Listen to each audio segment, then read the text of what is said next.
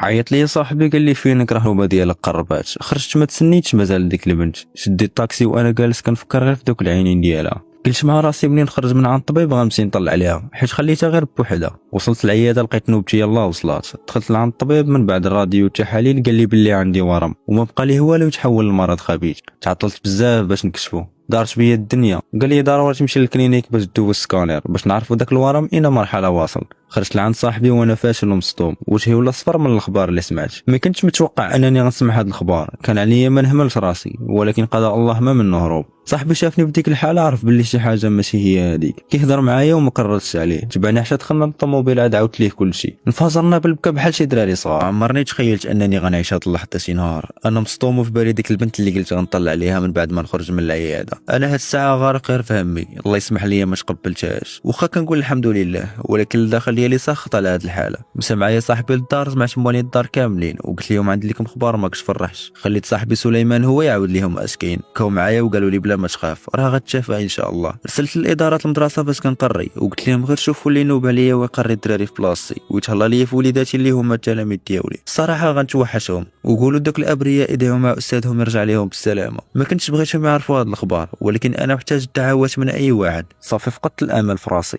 من بعد ايام بدات الحبوبه اللي في راسي كتاخذ الشكل ديال الكليه اللي كتكون في الجسم ديالنا. بهذا الوصف نيت تدمرات نفسيتي ودخلت في دوامه ديال الاكتئاب بسبب جلوسي في الدار والظلام ديال الغرفه ديالي اللي ما كنخرجش منها. وليت غير معصب، ما كنبغي نهضر مع حد. خديت ليا عزله بوحدي في بيتي. دازو ايام ومشيت للكلينيك غير بزز، حيت انا صافي فقدت الامل في راسي. من نهار شفت شكل الحبوبه اللي في راسي غادي وكيكبر، بقيت متبع مع الاطباء وكنشرب بزاف ديال الادويه اللي هلكوني في صحتي. ما عمرني عرفت مازال شنو هو الناس، بقيت غير ساد عليا وساخط على الوضعيه اللي انا فيها. اي واحد جاي يزورني كنمنع انني نشوفه. كان عندي واحد الرونديفو ديال الطبيب نهار 16 شهر 6، التاريخ اللي عمرني غنساه. كنت غندير السكانير باش نشوف مرحله تطور الورم، ولكن قبل هذا الرونديفو بنهار كنت في بيتي مظلم حاط راسي ثقيل فوق المخده وحال عيني كتسنى في الضو ديال الصباح. اما النعاس ما كنتش كنتسناه. من نهار مرضت هاد المرضى عمر شفت النعاس ولا داق الطعم ديالو. هزيت التليفون لقيتها 10:30 ديال الليل. ما عرفتش كيفاش طرا وزرا حتى نعست وغرقت في واحد النعاس اللي شحال هادي ما نعست، بحال داخل في غيبوبه. شفت واحد الحلمه اللي غيرات الموازين ديال حياتي. شفت راسي ناعس ومهزوز في الهواء. واحد شويه بديت كنسمع الصوت ديال خطوات جايين جهتي. حليت عينيا ودورت وجهي، كيبان لي واحد الكيان او بالاحرى نقولوا واحد الفتاه بدون ملامح. بلاصه الوجه ديالها مسوحه بالكامل وعندها واحد الشعر كحل بزاف وطويل وصلت حتى تحت رجليها، مطلوق وجاره. لابسه واحد السلهام في اللون الابيض. جايه لجهتي وهزه واحد الاناء داير بحال ديال الفضه ومنديل ابيض. جات حدايا وجلسات واخا حنا مهزوزين في الهواء. انا بقيت غير مسمر في بلاصتي وما فاهم والو. هذاك الاناء فيه واحد الماء صافي وبارد بزاف وبعد اوراق نبتات في العيون. سولتها شكون انتي، واش كندير انا هنايا؟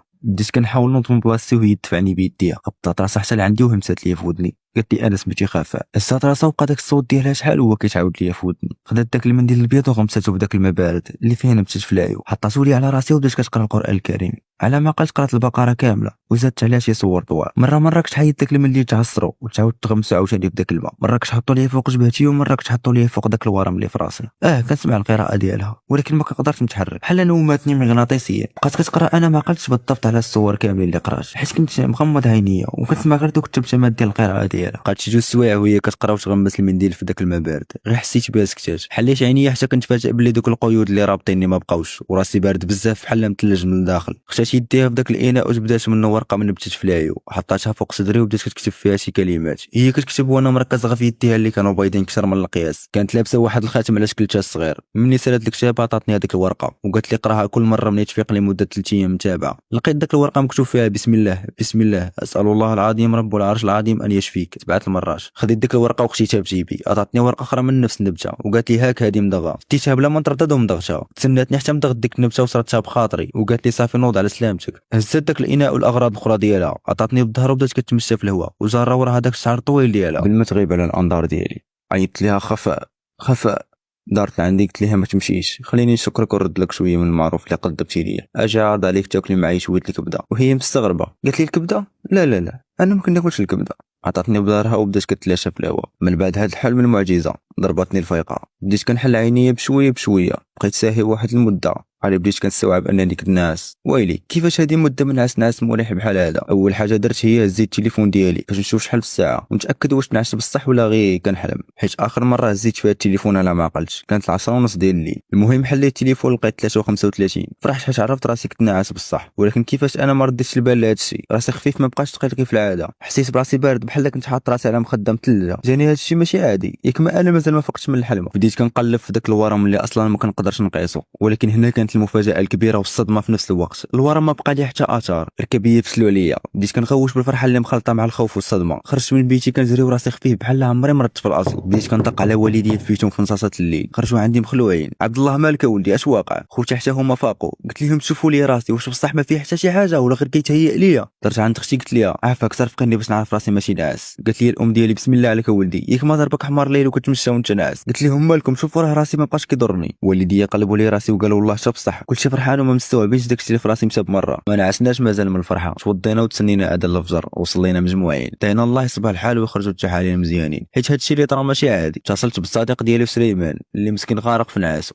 قال لي مالك صاحبي معيط لي في هذا الوقت؟ راه يلاه 5 ديال الصباح هادي ياك شي باس ما كاين، راه رونديفو ما عندك حتى 8 ديال الصباح. عاودت ليه كلشي من الاول حتى الاخر، ما شاقش بيا. ديك الساعه هز طوموبيلته وجات لعندي. كنا جالسين مجموعين على الطبله ديال اتاي وانا كنعاود لهم على ديك الحلمه والمعجزه ديالها اللي سميتها خفاء. وصلت 7 الصباح، مشيت لبيتي باش نبدل حوايجي، حليت الباب شميت واحد الريحه مجهده ديال نبته فلايو. فكرت داك الورقه اللي عطاتني خفاء في الحلم، خشيت يدي في جيبي ولكن ما لقيتهاش، واخا هكاك بقيت حافظ داك الدعاء وبديت كنردد فيه. وصلنا لعند الطبيب اللي متبع عنده، دخلت باش ندير سكانير. شاف لي الطبيب في راسي قال لي كيفاش داك الورم اللي في راسك ما بقى ليه اثار بهذه السرعه؟ قلت ليه مشى بوحدو. قال لي ما يمكنش، انا راه اختصاصي وما عمرت شي حاله دازت عندي بحال هكا. يلا 5 ايام باش كنتي عندي، ما يمكنش يمشي بوحدو بهذه السرعه كامله. قلت ليه انا دابا راني بخير ما كنحس بحتى حاجه كضرني. ما عاودت ليه والو على قضيه الحلم المعجزه. الطبيب دوز لي سكانير هو ما متيقش، عيط على شي ممرضين وقال لهم عاودوا دوزوا ليه، راه عندنا شي خلل في هذه الاجهزه. بدا كيشوف فيا وهو ساكت، وجهه الاصفر من كثره الصدمه. قال لي النتائج ما فيهم والو، بحال عمرك ما كان عندك ورم. الاطباء اللي معاه كلهم مصدومين. قال لي من بعد يومين رجع عندي باش نتاكدوا. انا ما قادتني فرحه وكنحمد الله على هذه المعجزه. المهم داز يومين رجعت عند الطبيب اكد لي بلي الورم ما بقى ليه وجود. كلشي كيسولني اشنو طرا، كنقول لهم معجزه من عند ربي، حتى واحد ما كنعطيه راس الخيط من غير صاحبي وعائلتي. دازوا لي مشيت للجامع صليت المغرب وجلست حدا الفقيه ديال المسجد. عاودت ليه كلشي زعما الا عنده شي تفسير لديك الحلمه، ما عطاني حتى شي تفسير، قال لي معجزه من عند الله. المهم رجعت حياتي الطبيعيه كيف الاول. دازت لي مشيت لواحد المطعم انا والصديق ديالي باش نتغداو. المطعم كان عامر بزاف ومكشط، دخلوا 3 ديال الشابات كانوا كيقلبوا على بلاصه فين يجلسوا، والمفاجاه كانت معاهم داك البنت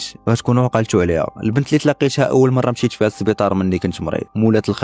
اكيد داك الوجه ما عمرني غنساه. ما عرفتش علاش حسيت بالفرحه ملي شفتها، دورات وجهها لجهتي بقات مسمره في بلاصتها وكتشوف فيا. على ما اظن عقلات عليا، حيت ملي ركبت معها داك النهار في الطاكسي حيت النظر، يعني شافت الملامح ديال وجهي. بقات شحال وهي كتشوف فيا وابتسمات في وجهي. بدات كتشير لي بيديها، بقات كتشير وانا غير ساهي ومصدوم. يديها كانوا بيضين بزاف، فكرتني بشي لقطه ما عرفتش فين شفتها. جات قدامي انا وصاحبي وقالت السلام عليكم. جاوبها غير صاحبي، انا بقيت غير ساكت ومصدوم. قالت لي ممكن نهضر معاك؟ قلت لها واخا. خرجنا برا المطعم انا غير تابعها ومصدوم، بلا شك بغيتو تعرفوا شنو اللي صدمني وعلاش ما رديتش عليها السلام، حيت بقيت مصدوم وساهي مع صوتها اللي كيشبه 100% لصوت